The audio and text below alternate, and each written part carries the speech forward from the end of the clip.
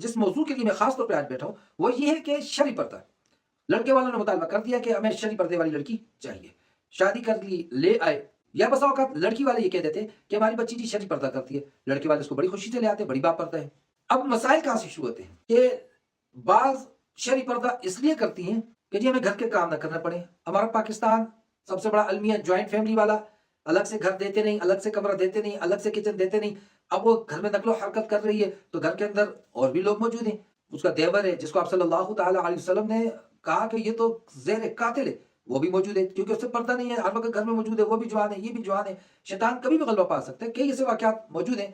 अब joint family है, अब वो कहती है मैं बाहर निकलती हूँ तो भाई वगैरह हैं तुम्हारे और मैं कैसे बाहर निकलूँ? वो अपने आप को कमरे में कैद कर दिया। अब हज़रत जी का खाना भी कमरे में जा रहा है, हज़रत जी काम के लिए निकल नहीं सकती क्योंकि बाहर तो देवर और जेठ साहब भी तशरीफ़ फरमा है। दूसरी तरफ लड़का जो कहते हैं जी हमें शरई पर्दे वाली चाहिए, चलिए खैर है।